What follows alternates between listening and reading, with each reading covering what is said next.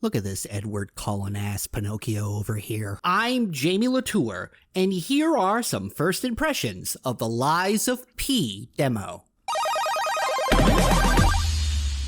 Alright, let's get it out of the way up top. If you thought this was just gonna be Pinocchio Bloodborne, you are correct. This is very much Pinocchio Bloodborne. All the classic gameplay staples of Souls-like games are present here. You got a light attack, a heavy attack, a parry/block, a dodge roll, a limited number of heals, a stamina bar that fills up too damn slowly, bonfires, or stargazers as they're called here. You got an inventory full of crap that you'll probably never use. You drop your souls, or your ergo, when you die, and you gotta pick them back up or you lose them forever, etc, etc. The world building is similar too. You have a hub area where you go to use your souls to level up, or you upgrade your weapon at the blacksmith, or you buy more crap that you won't use. You can find sick, dying people just sitting by the window who give you sad side quests like in Bloodborne. Everyone pronounces their names funny. You think this name is Sophia? No, it's Sophia. Very subtle difference, but it's just enough to be weird. This is unabashedly taking the formula and mechanics of just about every From Software game and giving it all a Pinocchio-colored coat of paint. Now, all my gripes and complaints aside, I actually thought this was pretty fun. I thought that the idea of making a Pinocchio-flavored Souls-like would be hokey, but in a way, it works. The game takes place in a city called Krat, where mechanical automatons called puppets have been created to do menial tasks. However, as it often happens in every single piece of media that has this same concept, the puppets get all wacky and start unaliving people. And so it's up to you, the unnamed puppet. They never actually call you Pinocchio, but you're Pinocchio, to save the day. The art design is pretty good, even if it is just steampunk Bloodborne. The robots aren't really intimidating, but I liked how they looked like Dickensian robots with handlebar mustaches and silly hats. Hell, the last boss of the demo has both. The elements of the Pinocchio lore, I guess, have been woven into the story in ways that are predictable, but not as ridiculous as I expected them to be. The Blue Fairy is your maiden in black firekeeper doll Melina person that gives you your level ups. One of the bosses has a donkey head. Jiminy Cricket, whose name is spelled like Gemini because,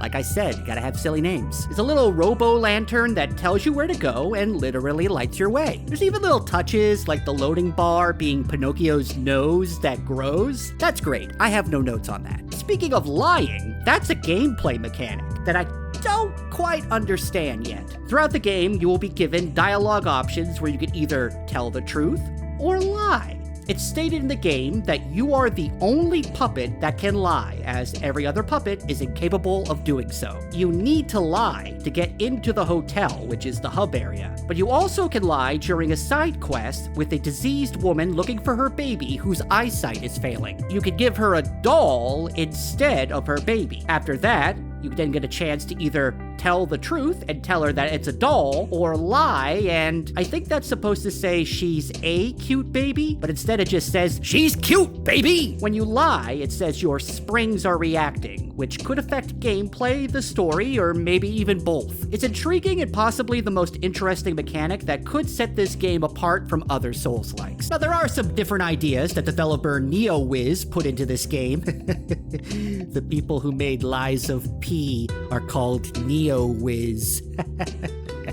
I'm 3. For example, your weapons each have different handles. You can disassemble your weapons and attach these handles to different blades. Each blade and handle will have different fable arts, which are like weapon arts, but I guess also fables. So if you have a handle with a fable art that you like and you want to attach that to a different blade, you could do that and mix and match your fable arts. The only problem with this is that from my short experience with this demo, I didn't really find the fable arts to be that useful, and I barely used them. So hopefully in the full game, there will be more interesting fable arts to be found. In Bloodborne, if you took damage, you could get some health back if you struck the enemy quick enough. Lies of P has a similar mechanic.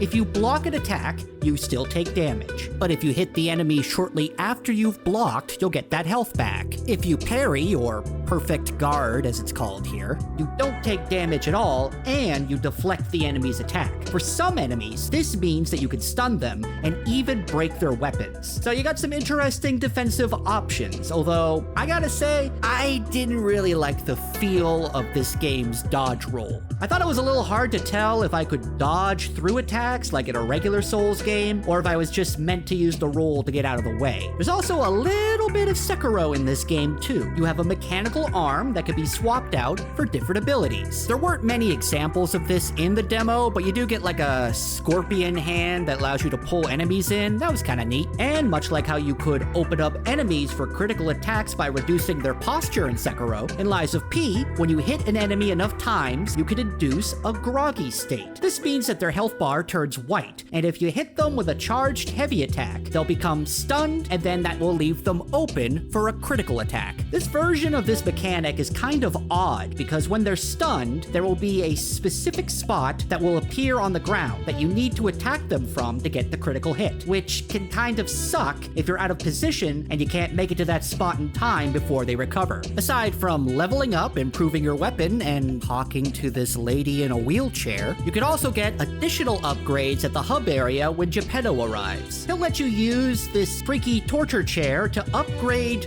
your pee organ. And I don't mean your bladder.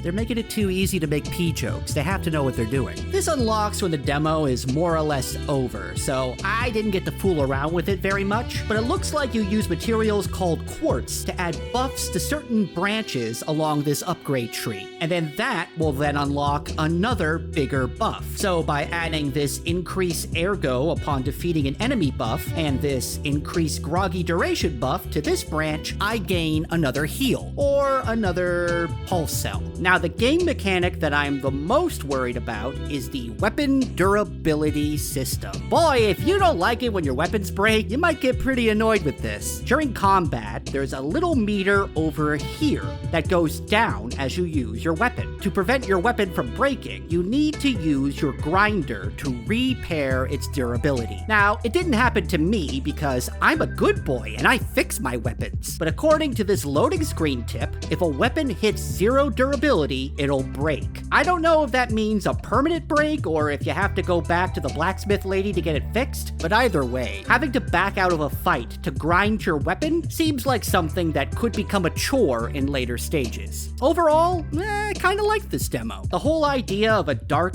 edgy Pinocchio sounded absurd, but after getting some hands-on time with the game, it seems promising. The combat feels good, it's got some interesting enemy designs, the world has a cool Bloodborne mixed with Bioshock feel to it, and I do enjoy this. Cosmetics and armor are two different things, so you don't need to sacrifice defense to wear a stupid outfit. I like that. At this point, it's hard to tell whether the small annoyances, like the whole weapon durability thing, are going to build up to become even bigger annoyances later on, but for now, I'm more optimistic about Lies of P than I thought I'd be. And even if this doesn't wind up being Game of the Year material, it's going to be launching on Game Pass when this game comes out in September, so it'll at least be worth a look on there. The demo is out on PlayStation, Xbox, and Steam storefronts, so if you want to lie or die, that's what it says when you die. I don't know how I feel about that. Then you can go ahead and give it a look. For more gaming news and guides, check out thegamer.com.